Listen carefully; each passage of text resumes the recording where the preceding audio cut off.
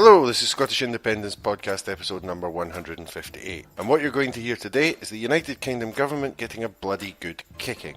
And I don't mean the UK government gets slated in the sense of saying something like Jacob Rees-Mogg would have been a backward-looking choice even in the 17th century, and he looks like a mad scientist's GIMP assistant, although you should feel free to say such things yourself. However, it's not that kind of criticism. Instead, this is a serious report done at the United Nations which absolutely slates the United Kingdom government for its activities in a number of ways, and its sheer pig-headedness and intransigence. You're going to hear about how the UK government doesn't seem to have any plan about environmental regulation after Brexit. You're also going to hear about how the UK government has violated its obligation to protect life, health and the development of children. Furthermore, you're going to hear about the UK not doing much to stop companies poisoning children at home and abroad. And that's not all of it. This audio comes from the 36th session of the Human Rights Council at the United Nations, report of the Special Rapporteur on the implications for human rights of the environmentally sound management and disposal of hazardous substances and waste on his mission to the United Kingdom of Great Britain and Northern Ireland. It's quite a long title, but it's not dry at all. I promise you there are some sparks in there.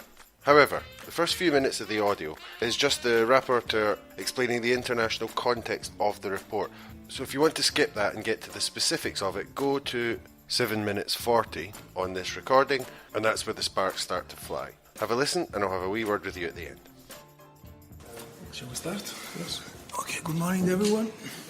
My name is Alessandro Mara. I work as a human rights officer in the Office of the High Commissioner for Human Rights, Special Procedure Branch, and I support the work of the Special Rapporteur on the implication for human rights of the environmentally sound management and disposal of hazardous substances and waste.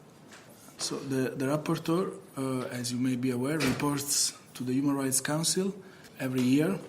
So he just presented his thematic report yesterday, focusing on guidelines for the protection of human rights in the context of hazardous substances and waste, as well as a report on his country, on his visit to the United Kingdom that took place earlier this year in January 2017.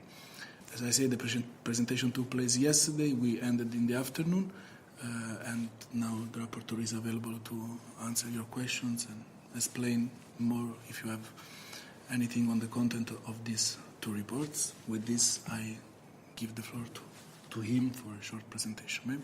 Baskut. Great. Thanks, Alessandro. Good morning, everyone. So I have two reports to present to you. I can briefly summarize both of them and then open it up to questions, or we could pause in between to have questions on one and then the other. How would you prefer? Summarize, please. Summarize both and then questions? Good. Okay. I'll start with the report on good practices. This has been a long-standing request from the Human Rights Council. It actually predated my appointment, and I'm pleased to have been able to complete this request. The report is organized in three parts: the duty of states, the responsibilities of businesses, and access to justice and remedies. It follows this outline recognizing the work of the Human Rights Council around business and human rights, and the guiding principles on business and human rights. So I'll start with the first part, the duties of states. The report outlines that states must prevent arbitrary deprivation of life resulting from toxics. It notes that pollution is estimated to be one of the leading causes of death and disease worldwide. Furthermore, everyone has the right to the highest attainable standard of physical and mental health. And the report outlines how exposure to toxic pollution through air, water, and food is contributing to an ongoing and increasing global public health crisis of non-communicable diseases. Furthermore, it goes into the right of physical integrity, where it outlines how today, everywhere, children are born pre-polluted to dozens, if not hundreds, of toxic chemicals, and this is contributing to the public health crisis that I outlined before. But more specifically, it speaks to the right to physical and mental integrity, and whether this toxic trespass is in fact a human rights violation without any clear linkage to health impacts. The report also addresses the challenge of accountability, justice, and remedy for harms, in particular for non-state actors like businesses. Most victims have no access to justice and no semblance of an effective remedy, and most perpetrators of violations relating to toxics are not held accountable. The burden of proving the cause of illnesses, the lack of information, the insurmountable costs of judicial remedies, corporate structures, global and devolved supply chains, and other factors are all obstructing the path to justice and remedy for victims. Furthermore, the report goes into vulnerable groups. Here, it recognizes that states must not discriminate on the basis of income, age, race, color, ethnicity, gender, religion, origin, disability, or other status. However, the report outlines how low-income communities everywhere are bearing the brunt of our inaction on toxic pollution. In all countries, pollution disproportionately kills the poor, with over 90% of the disease burden from pollution falling on residents of low and middle-income countries. Regarding age-related discrimination, children in particular, WHO estimates that 1.7 million children under the age of 5 died as a result of toxic exposures, with children in low-income and minority communities facing significantly higher levels of risk. Pediatricians are referring to the current impacts as a silent pandemic. Furthermore, regarding occupational risks, in 2013, the ILO estimated that nearly 2 million workers per year are dying prematurely from occupational diseases linked to toxic chemicals. This is about 3 to 4 workers per minute. Moreover, gender-related discrimination against indigenous peoples, minorities, as well as post-conflict communities are of grave concern and described in the report. The report then goes in to identify what are good practices, fundamental approaches for states. It offers guidance to businesses about how they can go about preventing and mitigating the impacts of toxic chemicals on individuals and communities. And it goes into key sectors as well, including the extractive and power industries, the chemical industry, food and agriculture, manufacturing, the retail sector, the financial sector.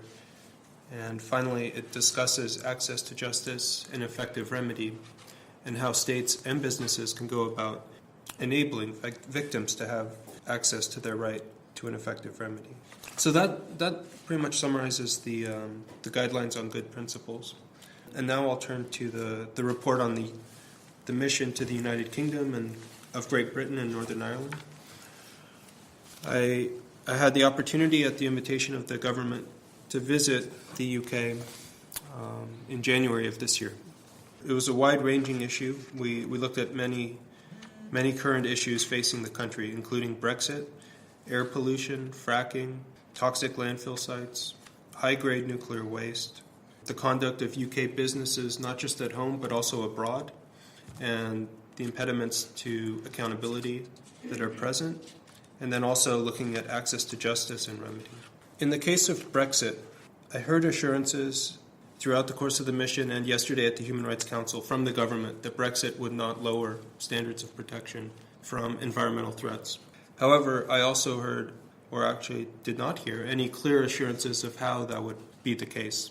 There have been statements from members of government saying that existing laws would be maintained wherever practical and desirable, which I find very worrying. The government also has not adequately assessed how it would shoulder the burden that would be placed on it to replace the various institutions of the European Union in terms of regulating environmental threats.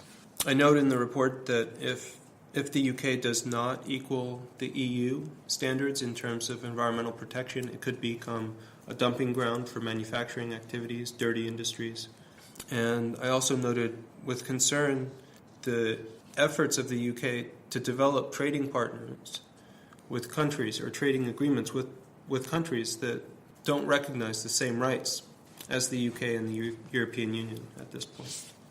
Regarding air pollution, I note that the situation of air pollution continues to plague the United Kingdom. 40,000 premature deaths per year, 9,000 in London alone. Since 2010, the UK has consistently failed to meet EU standards for environmental air pollution protection. Children, older persons, people with pre-existing health conditions are at grave risk of mortality, morbidity, and disability. There are magnified risks among the poor and minorities. In my view, by neither taking action as expeditiously and effectively as possible, nor taking all measures to reduce infant mortality and to increase life expectancy, the UK government has violated its obligation to protect life, health, and the development of children in its jurisdiction. I note in the report my alarm at the situation that the UK, as I say, continues to, quote, flout its duty to ensure adequate air quality, to protect the rights to life and health of its citizens, unquote. And this is despite repeated judicial instruction, fines from the European Commission, as well as recommendations by the Committee on the Rights of the Child as recently as last year. The report also discusses the controversial issue of fracking. Fracking has drawn strong community opposition. Hydraulic fracturing has drawn strong community opposition wherever applications have been proposed within the UK. Scotland has issued a moratorium, which I note as a positive example of how devolution of environmental issues has been a positive to the country in terms of enabling public participation.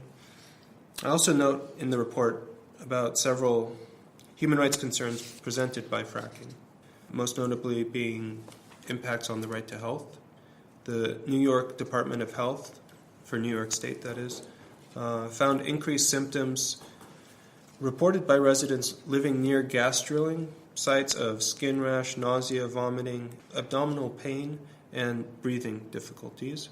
Health studies have also established links between adverse health outcomes in babies born to mothers living in the vicinity of wells. The report also notes the threat to the right to safe water presented by fracking. The UK government asserts that with proper regulation, these risks can be mitigated. However, in my view, the regulations are overly complex and they're split between several regulators, which leave gaps and threats to the right to water. And fracking also clearly implicates the individual's right to information about the types of chemicals that are being injected underground in particular. The Environment Agency quite positively requires full disclosure of chemicals used in fracking. However, the problem is that when planning permits are applied for, the chemical constituents do not need to be disclosed. And so the planning permission can be granted without full knowledge of which chemicals are being injected underground. The UK, not unlike many countries, is trying to transition away from fossil fuels. And part of their strategy to transition away from fossil fuels is through increased reliance on nuclear energy. In my view, this raises a number of concerns, including the fact that the government has not been able to establish a long-term storage facility for a large portion of its high-level nuclear waste. I'm concerned that there may not be adequate participation of communities that may find themselves with these storage facilities in their backyards. And I encourage the government to ensure adequate participation and that it respects the rights of not just present but also future generations, as this waste will be around for tens of thousands of years. Turning now to the implications of UK businesses abroad. The UK notes that human rights obligations generally apply only within a state's territory or jurisdiction. There's no general requirement for states to regulate the extraterritorial activity of businesses outside the UK. Actually, the Committee on Economic, Social, and Cultural Rights has recently issued a general comment which contradicts this statement and suggests that actually the state does have a responsibility to regulate the conduct of its businesses outside its territory. Sorry, where is this? It's the most recent general comment by the Committee on Economic, Social, and Cultural Rights. Do you know which number that is? No. And the report outlines quite a few cases where UK businesses have been responsible for human rights abuses outside the UK. For example, regarding the export of hazardous substances and wastes, the illegal